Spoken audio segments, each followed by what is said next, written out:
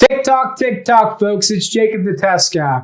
Many early decision and admissions applications are due tonight. And every year I edit hundreds of essays, Common Apps, Coalition Apps, Service Academies, supplements. And while most of my students are done with this round, at least, I've been going through last minute requests from folks who didn't work with me start to finish. Now, I always tell people there's a lot of ways to get to a great essay, and you don't really need a guy like me. But I want to address some incredibly common and significant issues I'm seeing with these so-called final drafts. So depending on where you're watching this is going to be 5 short videos or 1 long video.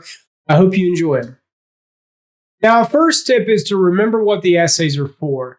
Essays are substitutes for interviews. They're proxy interviews. They allow colleges to get to know you, and essays can help differentiate you between somebody else with a similar background. Above all, colleges want to see you as a person, so you want to show personal growth. You want to show foibles. You want to be intimate, but not too intimate. You want to be you. That means unique. And you want to be aware of your audience. Now, when I say unique, your thoughts, your feelings, and your ideas need to be forefront, particularly if your topic like injury in sports, divorce, is a little bit more commonplace. So put more of you on paper. You won't hurt yourself that way. What you don't want to do is write to the readers. You don't want to pander because you're going to miss. And even if you don't miss, everyone can tell when you're pandering to them. Remember that the people who read these read thousands and thousands of these a year. So again, if you're writing something a little more commonplace like cross-country shin splints without a crazy twist, your voice and your thoughts about life and the world need to be out in front. Be careful about submitting anything without checking it over really, really conscientiously. Skipped item 5 for some tips on that. My second tip is all about voice. Don't sound like your AP English teacher, your parents' friends, or whoever helped you. Adults write their jobs. Lawyers write like lawyers. Doctors write like doctors. Test guys write like test guys, whatever that means. Take a look at these examples. Now, in our first example with Johnny, what we see is a lot of almost legalese, not quite. This isn't the worst thing in the world. And we're not citing precedent or we're going overboard. There's no Latin phrases. And if your essay had the theme of wanting to become an attorney, this would be fine. But if you wanted to be a pediatrician, you'd never done debate or forensics, it might be a little bit suspicious. The second example, in my opinion, is worse. Take a look. Here we clearly have some medical stuff going on. And frankly, if you dropped everything in that sentence-ish, whatever that is, before the word indicated, up to and including indicated, you could drop this into any doctor's note and nobody would notice the difference. So when admissions officers say that they can tell that an adult has done too much, this is exactly what they're talking about. Inconsistent, incongruous voice. Now, I hesitate to say this and almost didn't, but one note about AP English teachers. Some are great, but they are a sword that can cut both ways. AP English teachers often have an okay idea about how these essays should be structured, but the writing and editing ability can be very problematic. Now, it could be that I just see the bad examples. I do have a self-selecting sample. Take a look at tip 3. My third tip is all about modifiers, particularly purple prose. Let's take a look at an example.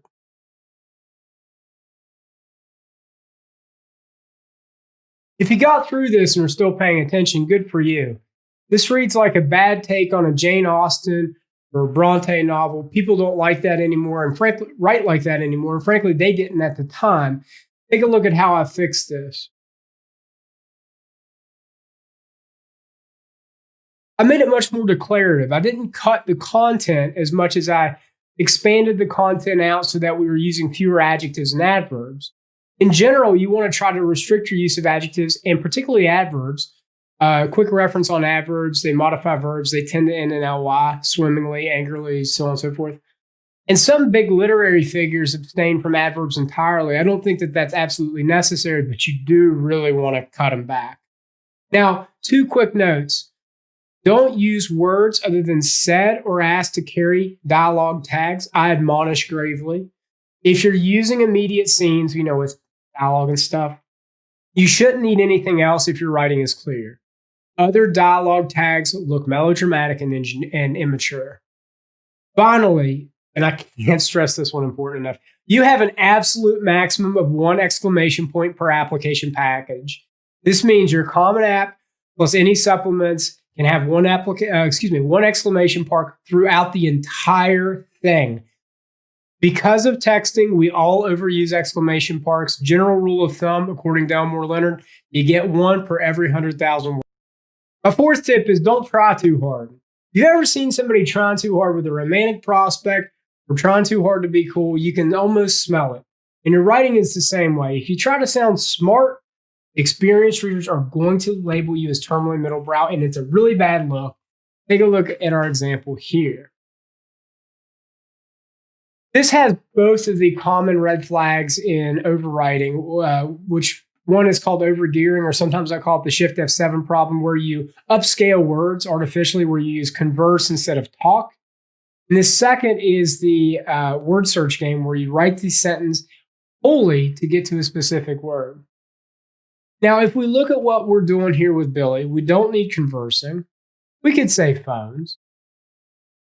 We don't adjudicate it as not only a poor use of a word, although we're clearly writing to it, but it's just unnecessary. And frankly, when did the Supreme Court adjudicate on something or judge something that's not important? So you can see how I fixed it here. So I want you to remember that words don't show that you're smart. Look at Ernest Hemingway. Original thoughts, introspection, and an evolving perspective do. Now, quick aside, I'd cut Billy out unless he plays a big role in the whole of the essay. Your cast of characters can't be bigger than you and one other person. For a Common App essay, you don't have space. More people start to stretch it unless they're acting like a unit. For example, your parents can kind of act as one cohesive force, or your grandparents, or maybe your best friends who are sisters. I don't know. At the end of the day, Hemingway said it best. You can apply inflation to this if you want. Don't use a 50-cent word when a nickel word will do. Thanks. I want to venture into the realm of supplemental essays for our last tip. Colleges use supplementals to gauge interest, judge suitability, and a half a dozen other things. And they are important. And please don't duck them if they're optional. Read essay optional as if you really, really can't write it, like your keyboard and your hands are broke. Write optional essays. Think about it like black tie optional. Black tie optional means if you really can't swing a tux. Experience optional at a job listing means if there's no one that applies with experience, we might take a look at you. So don't put yourself in the back of the application pack, particularly if you are applying without test scores. Supplemental essays, at the end of the day, are all about reciprocity. Most common forms include why would you attend XYZ University, or how would you participate in XYZ's diverse community? And I often see these essays written as I'll give or I'll take, a lack of reciprocity. I'll give, I will bless the university with my awesome presence. I'll take, the university will save me from myself. But in truth, these essays are about fit. And I see this problem in job interview candidates as well. Maybe it's easier for you to visualize. People hiring are looking to solve a problem. You need to pitch them that you can solve that problem and show them that doing so would be great for you, which gives you a logical motive in their eyes and hopefully gets them to feel a little altruistic. But they don't want to hear, bosses don't want to hear about where you've been and where you'll be 10 years. Colleges are the same way. They don't want to be a stepping stone. They don't want to be a way stop on your way to dental school or anything else.